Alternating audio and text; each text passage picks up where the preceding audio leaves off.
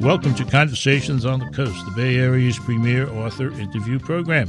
And today I'm feeling very happy and a little bit loosey-goosey because I have two friends to talk to. They are Sam Barry and Kathi Kamen Goldmark, part of our literary scene here in the Bay Area, and they have written a new book for writers-to-be. It's called Write That Book Already, The Tough Love You Need to Get Published Now. And the people who have the honor of publishing them, Adams Media, we're back in Massachusetts. Thanks for coming by. Thanks, Jim. One of the things that we find on the back of your book, as we do on the back of so many other paperbacks, is a short description of who the authors are. And this identifies Sam as the author of the wonderful, marvelous, powerful How to Play the Harmonica and Other Life Lessons, which we did here and demonstrated that even I could strike a note on the harmonica. And you were a master. Yes. And the other thing is that he is the co-author with Kathi of Book Page's Author Enablers column. Author Enablers is something you stole from Calvin Trillin, I think. I don't think so. Isn't that what he calls drivers? Oh, maybe. I think he does. Maybe. At any rate, it's that column that really needs to be mentioned in identifying both of you, because it's part of what you call the platform of the writer. Platform is sort of an insider term, and it you want to have a big platform, which I always think sounds a little funny. Whether you're a man or a woman, you want to have a big platform, and the bigger the better. The bigger the better, and platform refers really to the audience that you, as the author, can reach. So the publisher, when they buy your book, when they decide to publish your book, and they're partnering with you in a sense, and if you can reach people, that helps them, it helps the book, and it helps you, of course.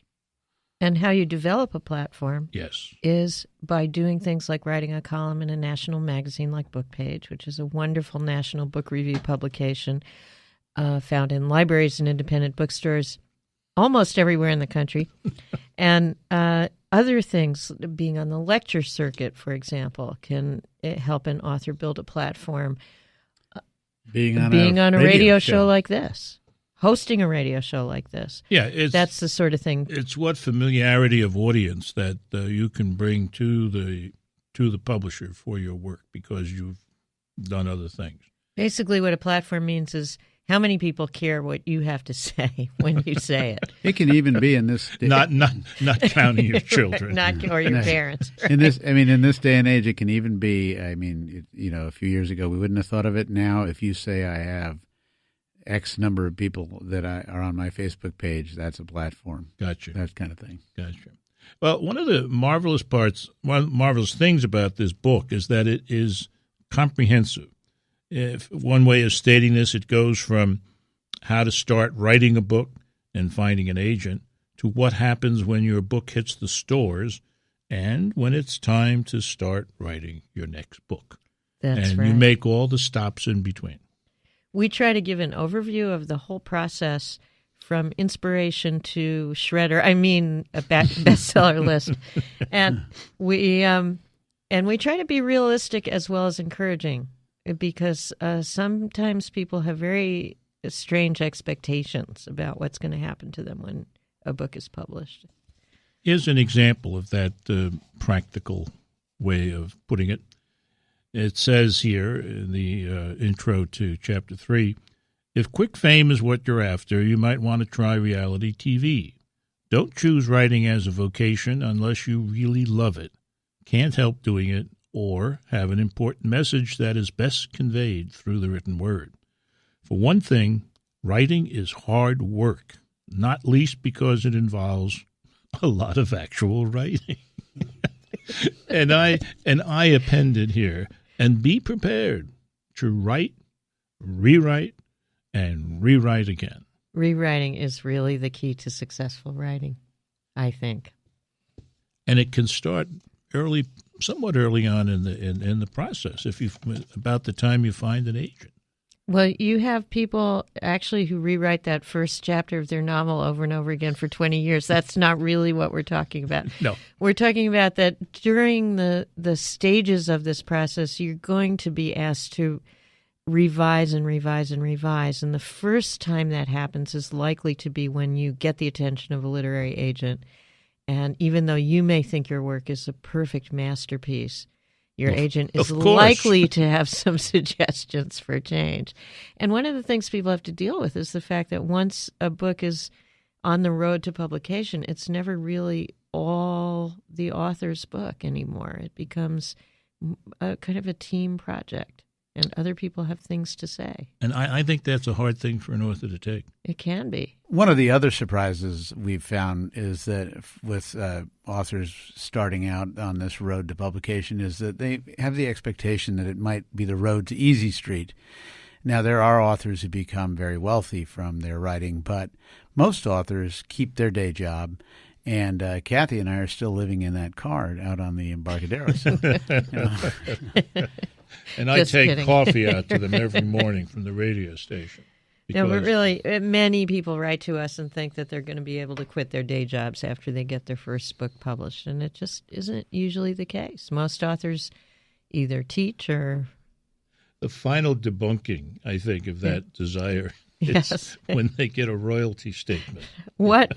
It starts up there. You can't understand it. But the one thing that's very clear is the bottom line is either zeros or you owe them. Or a minus, waiting for the returns and recoupables. But one of those two things. I challenge you to find me somebody who can understand a royalty statement.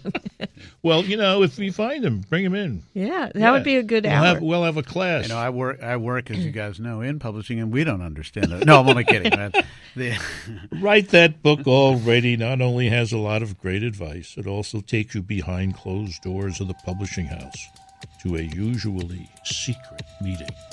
Stay tuned. You're listening to Conversations on the Coast with Jim Foster. Now you can find this program on iTunes, SoundCloud, and all your favorite digital outlets. Follow the show on Twitter at JimFosterCoc and email JimFosterCoc@gmail.com.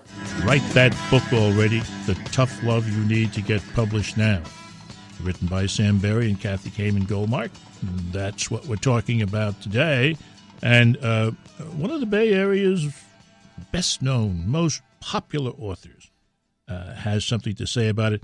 And it is, in a way, a great how-to book. And it's one that can work for the broadest possible audience.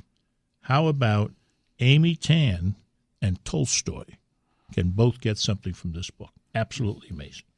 Amy Tan says, the perfect companion to writer's angst, brimming with wise advice for all scribes, including myself. Now, this is a somewhat successful writer, would you not say? She's done all right. Yeah, pretty good. And then this guy's brother, Dave, the one who, hangs out in Miami and writes, he thinks, funny columns for the newspaper.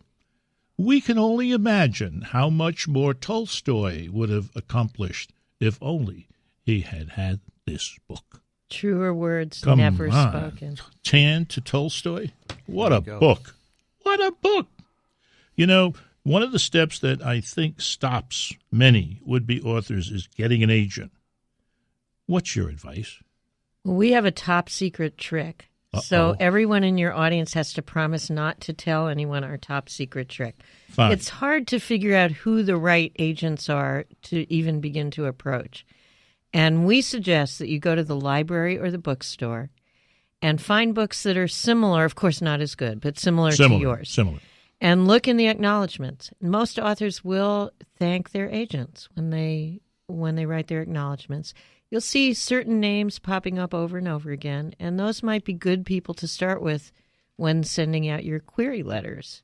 Uh-huh. And how do you send out a query letter? How do you find out where to send it? Well, most literary agencies have websites that list very specific submission guidelines. And you should pay attention to those submission guidelines. Remember, these are busy people, And in a way, it's like a job interview, and you're just trying to get in the foot in the door for that interview. So don't send your manuscript to them immediately. Follow the submission guidelines for the query letter, which often means just a letter first, introducing yourself. Mm-hmm. And by the way, another source for agents is a thing called Literary Marketplace, available online and also in libraries. Also is a big fat book. Big fat book. Called Big Literary fat expensive book, which is why we recommend looking at it in the library. Or online. One of the things that you mentioned in your discussion of agents is that agents are now taking on some of the role of editors. Absolutely. And I wonder whether you think that's good or bad. Well, and what are the editors getting paid for if they're not editing? Taking people to lunch. No, we love our editors. I have not yet had a bad experience with an editor. Mm-hmm. But I think what happens is because so many people want to be published and because agents are inundated with suggestions for books to sell, they really want to go into the marketplace armed with the best possible presentation. Mm-hmm. And that often means changing things that the author might not think are important, but that's really because they don't know the landscape of publishing. Well, and also publishing is, like so many other businesses in these days, has gotten more sleek. This is a nice way of putting it. Downsized a bit. And I love that. Whereas is he a writer? Yes. Where might have been a lot of assistant editors. There's been some sleeking around here, too. yeah, everywhere. And so there are fewer assistant editors to go through the old famous slush pile. And in fact, now really the agent is the first line instead of the assistant editor. It's the agent who's the first line and what you have to sell yourself.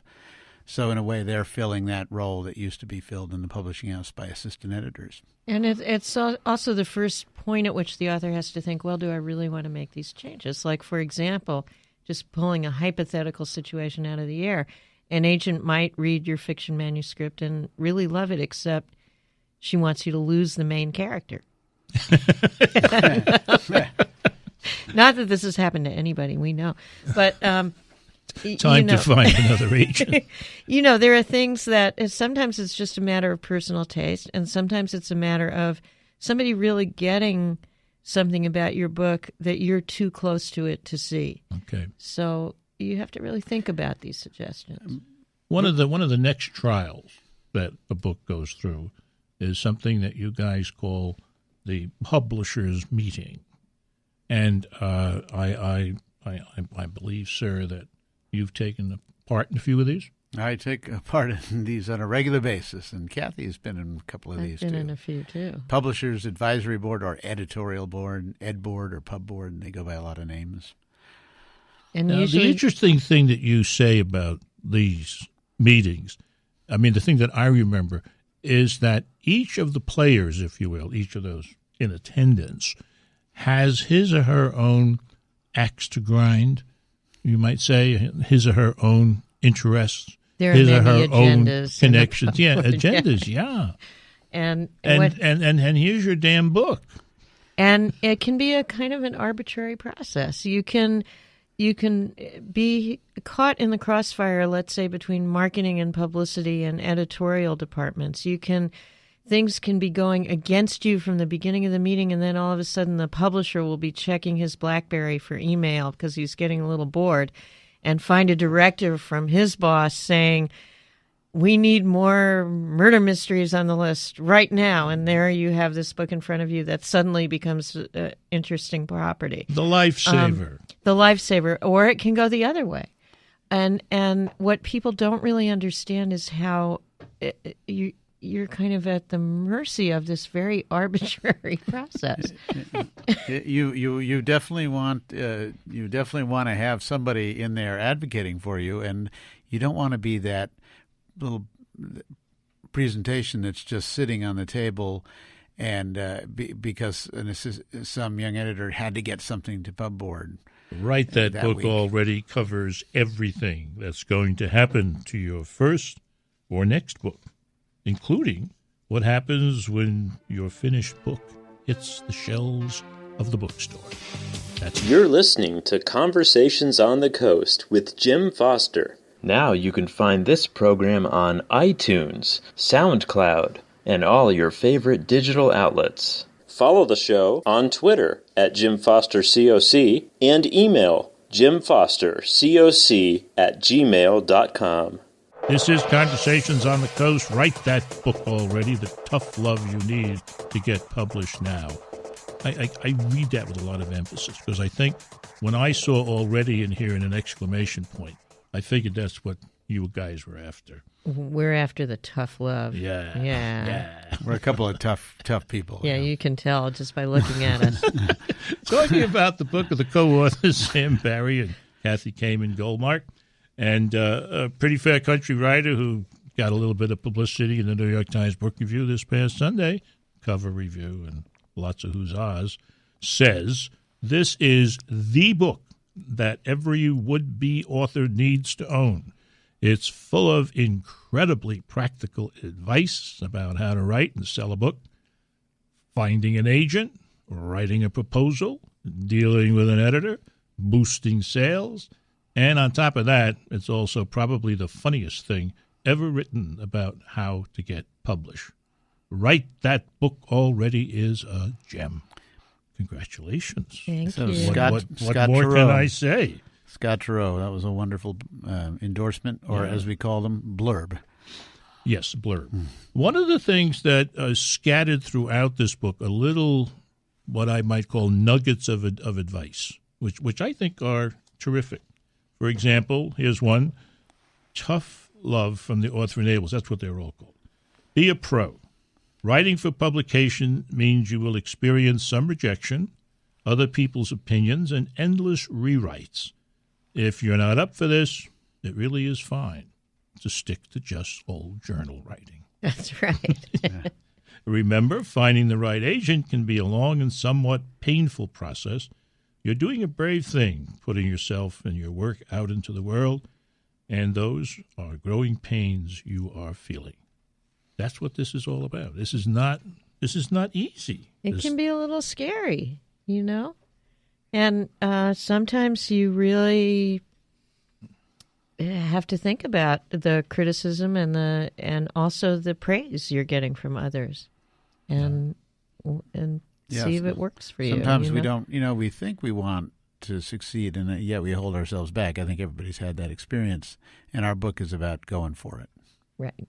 Yeah, by doing it every day for a predetermined amount of time, and doing it the same predetermined amount of time the next day, the day after that, the day after that. If you can. But I think a lot of people get a little stuck on the mechanics of the writing, and I think it's also important to be able to find a way to do it even if things don't quite work out. In one part of our book, we have a little scene where the person gets up in the morning and turns on the computer, going to have a writing day, yes, right? Yes. And all the things that can come up to distract you, like your cat email goes feeding. down, the cat needs feeding, the phone rings, it's your sister-in-law with a big problem, the neighbor rings the doorbell. You can go through day after day after day. You suddenly remember you got to pay those bills. Yeah, or wax the floor. And the thing is to here's the thing I like to tell people. If you wait for the muse to strike before you sit down to write, you could wait a long time. When the muse visits is when you're engaged in the practice of the work. That's when you get the visits from the muse, not when you're watching Law and Order, hoping that someday you'll feel like getting up and writing. So whether or not you have the great idea, whether or not you even feel like it, whether or not the circumstances are perfect, do it. Do it anyway. Do it. And Law and Order is soon no longer to be an excuse. I know, it's so sad. I can't believe this. I'll never get any writing done now. All right, look. There are many reasons to start relaxing, it seems to me, at a certain point.